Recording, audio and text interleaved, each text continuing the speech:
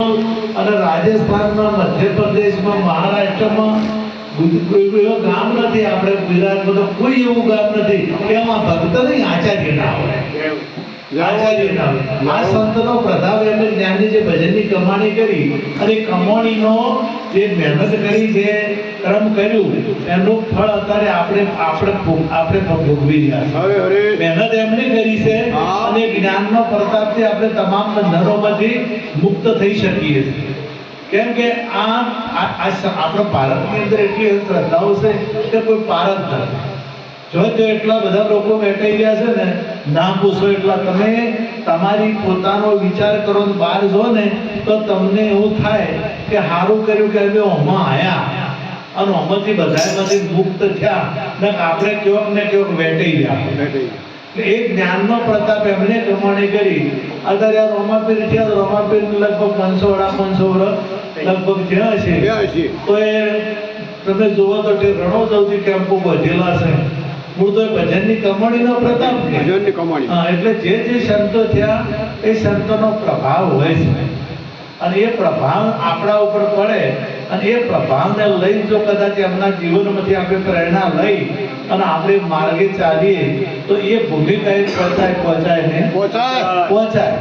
તમે એવું નથી કે રોમાપીર જે ભૂમિકા હતા એ રોમાપીરની ભૂમિકા આપણને પ્રાપ્ત ના થાય, નિરોધ મહારાજની ભૂમિકા આપણને પ્રાપ્ત ના થાય, મામાદેવની ભૂમિકા આપણને પ્રાપ્ત ના થાય. એ તમામે તમામ ભૂમિકાઓ આપણે પ્રાપ્ત કરવી હોય છે.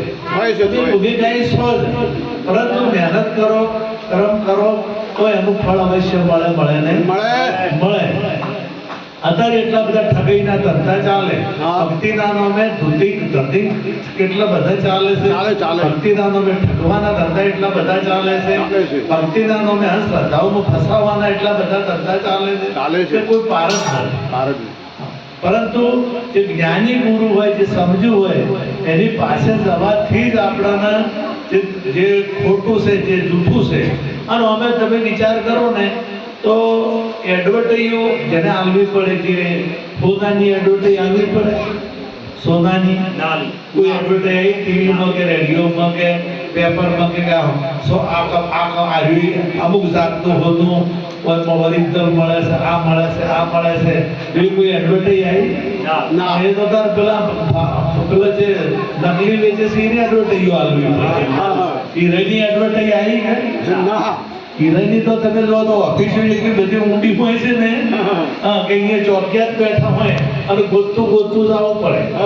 એટલે ઊંડી હોય તો એ લેવા વાળા હોય છે નહીં જતા. અને અરે ભૂંગળો પછી પ્રચાર કરે છે, નકલી વેચવી છે તારે. સાચું વેચવા વાળાને કોઈ દાડો ભૂંગળો વધવા ના પડે કે એડવર્ટાઈઝો આવવી પડે. એટલે સમજી જાજો કે જેટલી એડવર્ટાઈઝો વધારે. એ હમણાં મેં પોસ્ટ વાંચી હતી કે ભગવાન દેખાય એવો નથી, ભગવાન જોવડાય એવો નથી, પણ તું જોયા જેવો છે. કોક દાડો દળી જાહે. હવે હું એને કપડા બદલ્યા છે, ઘણું બધું કર્યું છે, ઘણો બધો વેચ કર્યો છે અને આટલું બધું બદલ્યું છે તો ભગવાન હજી જોયો નથી.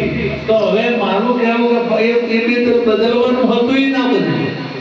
बदली जो नजर मेरी तो नजारा बदल गया, रुख बदला किस्ती का तो किनारा बदल गया. दृष्टि बदलाए तो આ વખતે તમને પરમાત્માના દર્શન થાય ને હોય. પણ આ દુધારાઓથી શેતી બધાને રહેવાનું છે, તમામને. અત્યારે તમારે મેં સત્સંગની વાત નહીં આ, પણ તમારા ઘેર કોઈ ફેરી આવે તો એનાથી ચેતિત રહેવાનું છે. તમારા ઘેર કોઈ ગમે તે મફત ફોન કરતો હોય તો એનાથી ચેતિત રહેવાનું છે. પૈસા આલે મજૂરીઓ મળતા નથી, જો કદાચ મફત કરતો હોય તો એમાં કોક હોય. અને જો ફેરિયાના નામે લૂંટારા પણ આવે છે, તમને ઝેર પણ આલી જોઈએ છે અને લૂંટવાનું કામ પણ કરે છે. અને આટલી બધી આપણે મહેનત કરે છે તો થોડા દાડી પેપરમાં એક કિસ્સો આવે કે હોનું ધોવાયા હતા પેલા કડવા તો પરિક્રમ લઈ જતા. આટલી બધી પ્રચાર થાય છે તો હજી આખો ઉઘડતી નથી. તમે જુઓ તો હમણે પેલા ભુવને જેલ થઈ ગઈ, હમણે ભુવને અને આ ઠગાઈઓ ચાલે છે તો એના પાયે દોડી જાય છે. તો એના પાયે દોડીને જોય છે. તમારું કર્મ સારું છે તો તમને કોઈ નડવા વાળું નથી.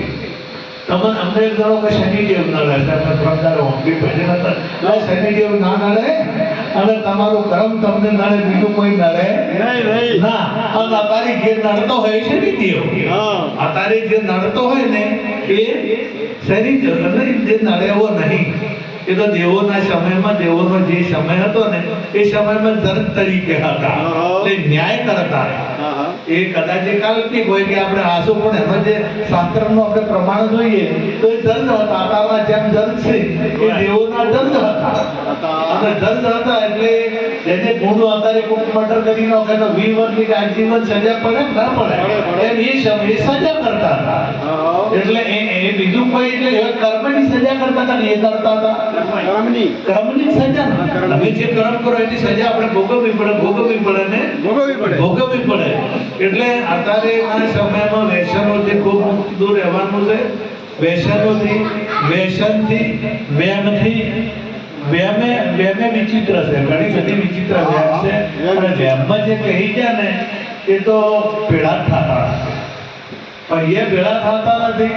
ઘણી જગ્યાએ ગુનો ભાઈએ ભેળા થતા નથી. જો વેમ પહેરી જો ભૂવા પહેરી ગયા જો ભૂવાને વેમ પહેરી ગઈ ને એ વેમ કાલે એને ભૂવો કહેવાય. હું કોઈ બીજો કોઈ કહેતો નથી. હું અત્યારે હાલે તમે જો કદાચ હું વેમ કાઢતો તો હું ભૂવો હું જો ભાઈને ભેળા ના થવા જતો હોય તો હું ભૂવો જે ખોટું ઊભું કરતો હોય એ ભૂવો.